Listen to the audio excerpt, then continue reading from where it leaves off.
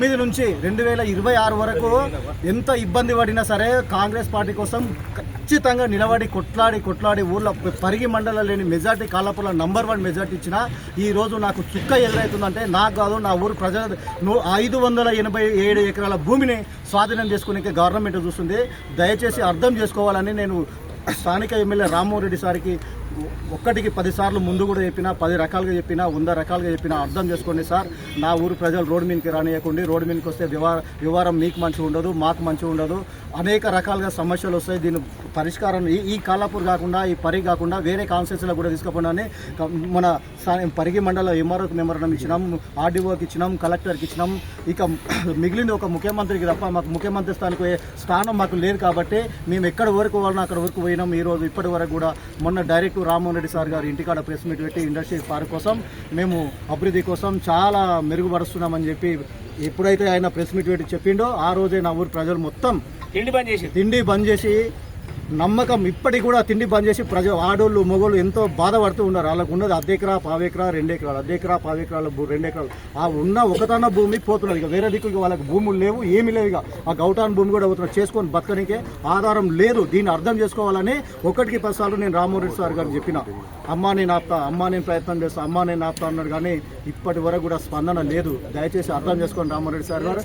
ఈ రోజు కూడా ఇంతమందిని తీసుకొచ్చి కావాలని నొల్లిపెట్టిండనో ఇంకో ఏమో చేయాలనో ఎవరో చెప్తే ఇన్నరనో ఆలోచన కాకుండా మీరు కూడా కాలాపూర్ గ్రామ ప్రజల కోసం ఒక్కసారి ఆలోచన చేసి ఈ భూసేకరణ ఆపేయాలన్నా ఖచ్చితంగా మీకు చెప్తున్నా. లేదంటే రేపు పొద్దుగాల ఈరోజు గ్రామంలో ఉన్న కొంతమంది ఒక 30% మెంబర్లే వచ్చారు. కానీ లేకపోతే రేపు పొద్దుగాల ప్రతి రైతు వాళ్ళ పిల్లలను పెళ్ళని నా బిడ్డ ఉన్నది, నా కొడుకున్న 4 ఏళ్ళ పాప ఉన్నది, 5 ఏళ్ళ బాబు ఉన్నాడు, వాళ్ళని తీసుకొచ్చి కూడా నేను కలెక్టర్ దగ్గర ఇక్కడ స్థానికంగా ఎమ్మెల్యే ఇంటికాడ పోయి ధర్నా చేస్తున్నాను. నా ఊరి ప్రజలను ఊళ్ళో పెట్టి కూడా నేను ధర్నా చేయడానికి కూడా సిద్ధంగా ఉన్నా. అర్థం చేసుకోవాలి రామ్మోహన్ రెడ్డి సార్ గారు.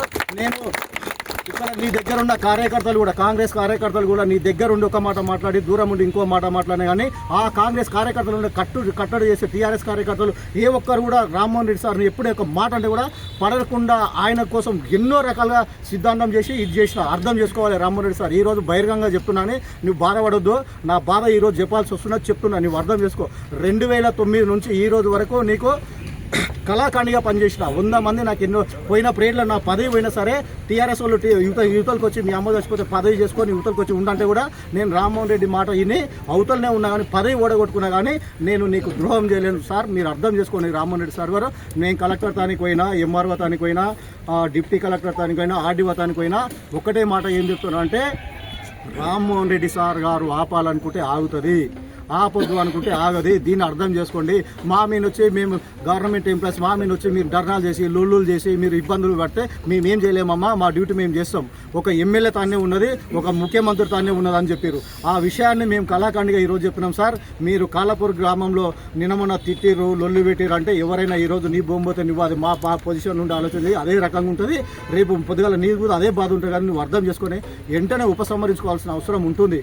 దయచేసి కాలాపూర్ మీద కూడా నువ్వు డేగా కన్ను వేయకుండా ఒక మంచి మానవత్వంతో చూడండి. మాది ఇంకో విషయం ఏం చెప్తున్నా అంటే కాలాపూర్లో తెలంగాణ జిల్లాలో లేదు, మా పరిగి